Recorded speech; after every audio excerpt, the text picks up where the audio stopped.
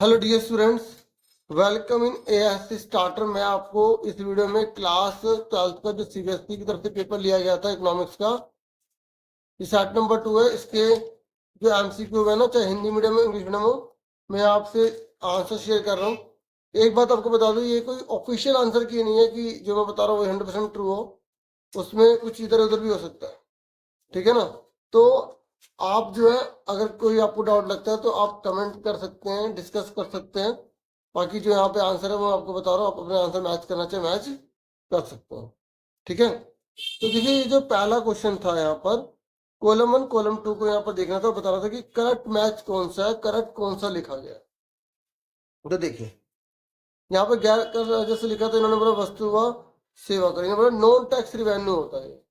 ये tax revenue होता है लेकिन इनडायरेक्ट होता है, ये आपको पता होना चाहिए। तो ये गलत था, ठीक है। इनडायरेक्ट टैक्स, इसे बोला फ्री राइडर है, ये भी गलत है, ठीक है। तो हालांकि इससे मैच कर रहा था। कैपिटल एक्सपेंडिचर, ये कह रहे हैं बोरिंग है। देखो कैपिटल एक्सपेंडिचर है ना, यहाँ बोरिंग लिखा है, यहाँ पर बोरिंग मतलब ऋण लिखा है। तो पूंजीगत व्यय में ऋण तो होता है, लेकिन वो ऋण कौन सा होता है? ऋण जब हम क्या करते हैं, ऋण देते हैं किसी को, ठीक है ना, तो पूंजीगत व्यय माना जाता है वो। पर यहाँ पे इन्होंने ऋण सिर्फ लिख दिया ना, तो इसलिए जो प्राइवेट गुड्स है यहाँ पे ये सही है, ये रिवर्स इस नेचर होता है, तो इसलिए प्रतिद्वंदात्मक होता है इसमें निजी वस्तु में, तो इसलिए इसका आंसर डी होना चाहिए, ठीक है। अब कई बच्चे इसमें सी में भी सोच सकते हैं, अब सीबीएसई देखेगी क्या करना है ना। तो जो भी है, क्योंकि बोरिंग तो लिखा ही है ना। तो उसके बाद अब नेक्स्ट क्वेश्चन देखते हैं। यहाँ पर नेक्स्ट क्वेश्चन है, ये हिंदी में लिखा हुआ है, ये इंग्लिश में है। ये कह रहा है एक्सपोर्ट इतना किया, इंपोर्ट इतना किया, तो जो बैलेंस ऑफ ट्रेड है ना, तो वो क्या होगा। देखो हमारा जो है ना, यहाँ पर एक्सपोर्ट ज्यादा, इंपोर्ट कम है, तो 150, ये क्या है सरप्लस में है, क्या है सरप्लस में है। तो ये सरप्लस पहले लिखेंगे, 150 बाद में, तो इसका आंसर क्या है बी। फिर नेक्स्ट है, ये कह रहा है वाणिज्यिक बैंकों के संदर्भ में निम्नलिखित में से कौन सी बात ट्रू लिखी है। जो भी कमर्शियल बैंक होते हैं उनके बारे में क्या बात सच लिखी है। ये कह रहा है जो डिपॉजिट रिसीव करते हैं इनकी लायबिलिटी है, सही बात है, हमने जो पैसा जमा करा है इनको वापस देना पड़ेगा। ये क्रेडिटर होते हैं क्रेडिट के, हाँ ये भी ठीक है। ये एक्सेप्ट करते डिपॉजिट को जनरल पब्लिक से, बिल्कुल ठीक है। ये एक्सेप्ट करते डिपॉजिट को on the behalf of the RBI of India. वो कहते हैं ये जो एक्सेप्ट करता है डिपॉजिट, आरबीआई के बिहाफ पे करता है। तो इसका जो आंसर है ना, देखो आरबीआई का बिहाफ, वैसे आरबीआई रक्षा सुरक्षा तो करती है, लेकिन ये इसका बेस्ट नहीं होना चाहिए, ये इसके तीनों बेस्ट है, ठीक है ना। कौन से कदम सत्य है, तो इसलिए आंसर क्या है इसका ए, ठीक है। फिर नेक्स्ट क्वेश्चन देखते हैं, ठीक है ना। तो इसका आंसर क्या है ए, बिहाफ आरबीआई का नहीं होता, ठीक है ना। फिर फोर्थ पे आ जाइए, ये कह रहा है एपीसी की वैल्यू इतनी दे रखी है और नेशनल इनकम इतनी दे रखी है, तो बचत कितना होगा। तो ये तो बहुत सिंपल क्वेश्चन था। इसमें हमें सी अपॉन में वाई का फॉर्मूला लगाना था, और हमें कितना दे रखा है एपी, इसका ये होता है एपीसी की वैल्यू 0.8, तो वाई कितना है 4000 से मल्टीप्लाई करा 3200 हो गया। अब हमारा सी कितना है 3200, हमारी इनकम कितनी है 4000, तो यहाँ पर तो हमारी बचत भी हो रही है, ठीक है ना। 3200 घटा दो कितना आ गया 800 आ गया, 800 आंसर आ गया। फिर नेक्स्ट क्वेश्चन है, कह रहा है सार्वजनिक वस्तुएं हैं जिनका उपभोग जनता द्वारा सामूहिक रूप से किया जाता है, बिल्कुल ठीक। बस जितना भी पब्लिक गुड्स होते हैं ना, वो जो है ना सभी के लिए होते हैं, जैसे पार्क हो गए, सड़कें हो गई, सबके लिए। ये कह रहा है ये एक्सक्लूडेबल होता है, और ये रिवेलरस इन नेचर होता है, ठीक है। ये कह रहा है कि सार्वजनिक वस्तुएं बहिष्कृत एवं प्रतिद्वंदात्मक प्रकृति की होती है। तो देखो ये कह रहा है कि ये एक्सक्लूडेबल, ये इसमें कंपटीशन कहाँ से आ गया। जो पब्लिक होता है तो वो तो सभी को यूज करने के लिए मिलेंगे, सबको इक्वलिटी मिलेगी। लेकिन ये कह रहे हैं कि भाई इसमें तो कंपटीशन वगैरह होगा, है ना। तो इसका मतलब क्या है, ये नीचे वाला गलत दे रखा है, और जब नीचे वाला गलत दे रखा है तो इसका आंसर क्या देगा, हमारा सी आ जाएगा। क्या देगा, सी आंसर आ जाएगा, ठीक है। ठीक है ना, इसमें कोई कंपटीशन थोड़ी, तो वो तो प्राइवेट गुड्स में होता है, और हमने पहले ऑप्शन में वही देखा था। देखो यहाँ पर देखा था हमने। उसके बाद नेक्स्ट क्वेश्चन देखो, नेक्स्ट है यहाँ पर 6, तो ये कह रहा है कि मान लीजिए किसी अर्थव्यवस्था का बचत वक्र 50 करोड़ के ऋणात्मक मूल्य पर अवरोध बनता है, अर्थव्यवस्था में आय में वृद्धि का 20% बचत के रूप में रखा जाता है। वाह, ठीक है, अच्छी बात है। 20% of an increase in income is saved, okay. और 50%, सॉरी 50 करोड़ जो है वो यहाँ पर वैल्यू दिखा रखे नेगेटिव में, जो यहाँ पर इकोनॉमी में सेविंग कर के रूप में शो की जाती है, ऐसे बोल रहे हैं। ठीक है, के निकालिए तो हमें जो 20% बढ़ रहा है, यानी कि हमें एमपीएस कितना दे रखा है 20%, यानी कि 0.2। तो के का फॉर्मूला क्या होता है, 1 में एमपीएस होता है। तो 1 में 0.2 पॉइंट ऊपर चला गया तो 10, तो 2 5 10, तो 5 आंसर आ गया। ठीक है ना, तो हमारा आंसर कितना आ गया, 5 आ गया। ठीक है, मैं पूरा पूरा एक एक लाइन जो है ना जैसे हिसाब से अपने पढ़ रहा हूँ वैसे ही आप देख सकते हैं। तो ये कह रहे इरफान एक छात्र ने अपनी कॉलेज की फीस के लिए 80,000 रुपये का ऋण लिया है। वह स्नातक होने के 6 माह बाद ऋण चुकाना प्रारंभ करने की योजना बना रहा है। तो उसने फ्यूचर के लिए टाल दिया, डेफर्ड कर दिया, जिसे वह 10 वर्ष की अवधि में चुकाएगा। ठीक है, ये ऐसे आप इंग्लिश में पढ़ सकते हैं। 6 मंथ के बाद से वो पैसे देने शुरू करेगा। तो ये पूछ रहा है कि इनमें से मनी का कौन सा फंक्शन है। तो ये मनी का जो है ना, ये स्टैंडर्ड ऑफ डेफर्ड पेमेंट वाला फंक्शन, क्योंकि इसमें उसने भुगतान को पोस्टपोन कर दिया। ठीक है ना। फिर ये 8th क्वेश्चन है, ये कह रहा है प्रबंधित तृतीय विनिमय दर प्रणाली स्थिर व नम्य विनिमय दर प्रणाली का एक सम्मिलन है। ये कह रहे जो मैनेज फ्लोटिंग एक्सचेंज होती है, रेट सिस्टम जो होता है वो एमलगमेशन होता है और fixed and flexible exchange rate system का। तो ये बिल्कुल ट्रू है। फिर ये managed floating exchange rate system is also known as hybrid system, ये भी ट्रू है। ठीक है, आपने डर्टी फ्लोटिंग भी पढ़ा होगा, है ना। तो ये दोनों ट्रू है, तो इसका आंसर क्या होगा, सी। फिर नेक्स्ट है, यहाँ पर कह रहा है करेक्ट पेयर आपको बताना है। तो संपत्ति से आए, इससे कोई मैच नहीं है। उद्यमशीलता से आए, हाँ लाभ हो गया, क्योंकि जो एंटरप्रेन्योर होता है वो अपना बिजनेस किस लिए खोलता है, प्रॉफिट कमाने के लिए तो खोलता है, तो इसलिए इसका आंसर बी हो जाएगा। बाकी और देख लेते हैं, मिक्स इनकम, रेंट फ्री नहीं, compensation of employees, interest from capital नहीं। तो इसका आंसर क्या होगा, जो एंटरप्रेन्योरशिप है वो प्रॉफिट से जुड़ी हुई है, तो बी आंसर हो जाएगा इसका। ठीक है, उसके बाद नेक्स्ट देखते हैं।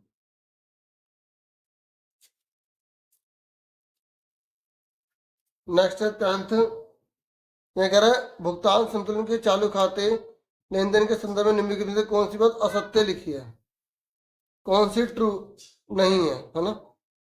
तो ये कह रहा है export of goods and services are recorded as credit item, बिल्कुल ठीक। जब इनकम आ रही होती है तो क्रेडिट करते हैं, जब पैसा आ रहा होता है तो इम्पोर्ट को डेबिट करेंगे, हाँ ठीक है। All transfer payment are recorded on debit side, payment कर रहे हैं ना तो डेबिट होगी क्योंकि जा रहा है, और रिसिप्ट है तो क्रेडिट होगी, लेकिन डेबिट लिख दिया इन्होंने, तो इसका आंसर क्या डी आ गया। ठीक है, फिर ये अब जो क्वेश्चन है ये मैं अभी नहीं बता पाऊंगा, सिर्फ एमसीक्यू वगैरह बता रहा हूँ। ठीक है, तो ये बाकी आप पेपर देख सकते हैं कैसा है। अब सेक्शन बी के है ना, वो देख रहे थे एमसीक्यू, पहले पेपर दिखा दूँ यहाँ तक का। जो मनी क्वेश्चन आपने अच्छे से कर लिया होगा, बहुत बार रिपीटेड होता है इस तरह, कभी 10% दे देते हैं, कभी 5% दे देते हैं। बाकी कैसा रहा पेपर कमेंट करके बता सकते हैं। ठीक है,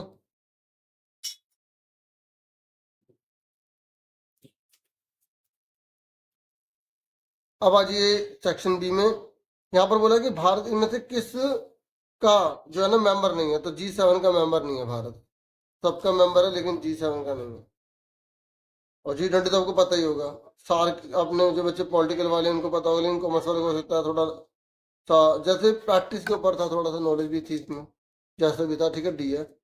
फिर 19 क्वेश्चन में देखो, ये कह रहा है human capital formation increase the rate of participation of population to economic activity and leads to economic growth, बिल्कुल ठीक है।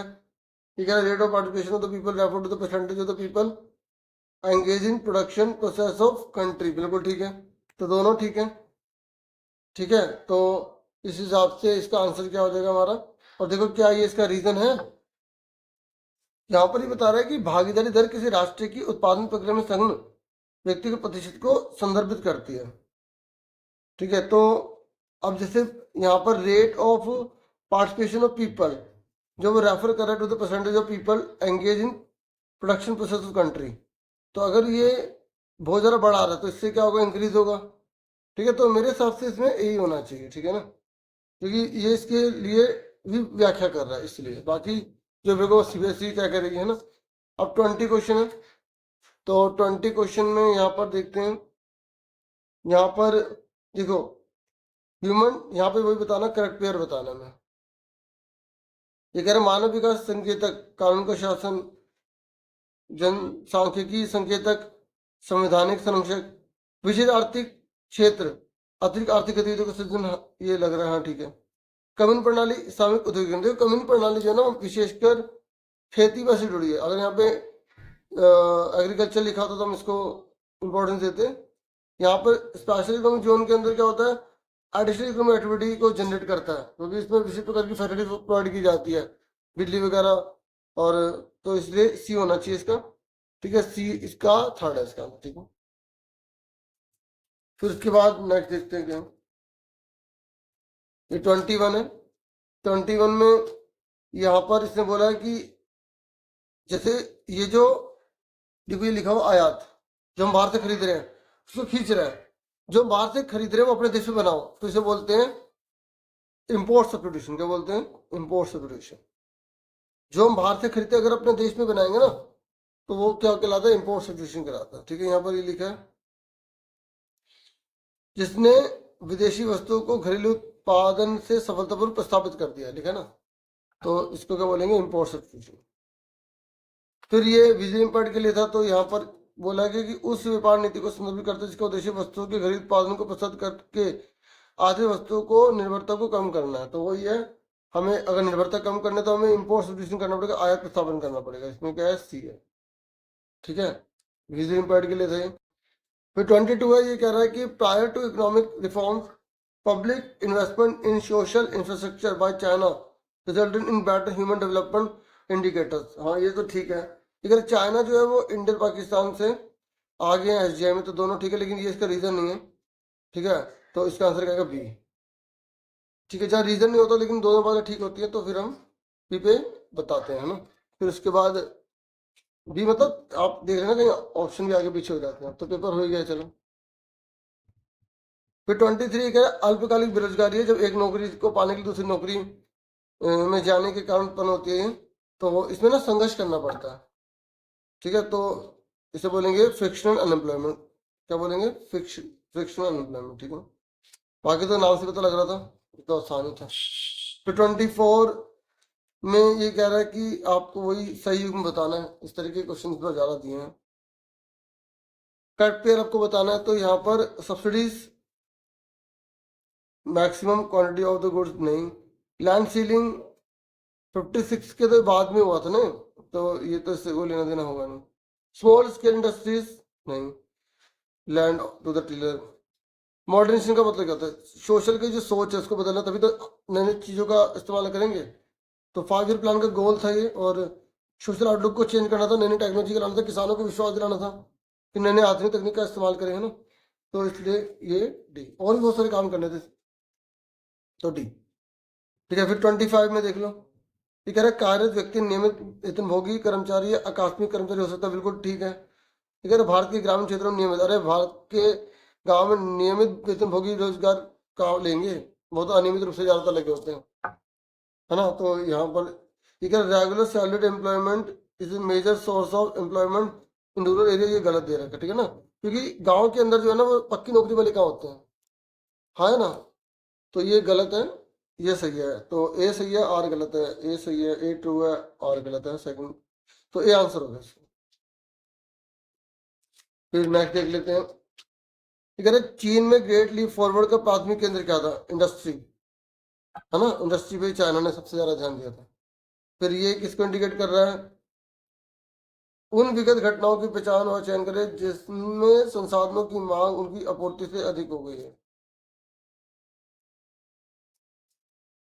Identify and select the recent phenomenon in which demand for resources surpasses their supply। अगर हम इस phenomenon की बात करें, यहाँ तो पोल्यूशन को दिखा रहा है, तो एनवायरमेंटल क्राइसिस की बात यहाँ पर होनी है ना। तो इस तरीके से इसका आंसर जो है ना बी होना चाहिए। फिर यहाँ पर इन्होंने बोला है कि आपको धारण विकास की कौन सी रणनीति नहीं है। तो ये देखो, जीवाश्म ईंधन का प्रयोग करेंगे तो गलत ही है ना। तो इसका आंसर क्या है, बी। ठीक है। और वैसे भी ये तीनों पॉजिटिव है ना यहाँ पर, और यहाँ पर ये नेगेटिव ही है। तो इसकी वजह से बहुत बड़ी मात्रा में मांग बढ़ रही है संसाधनों की।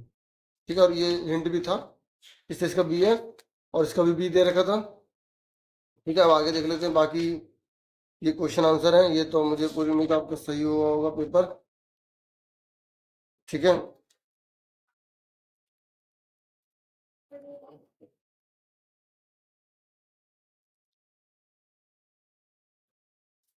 ये मैं पेपर दिखा रहा हूँ बाकी का। ठीक है,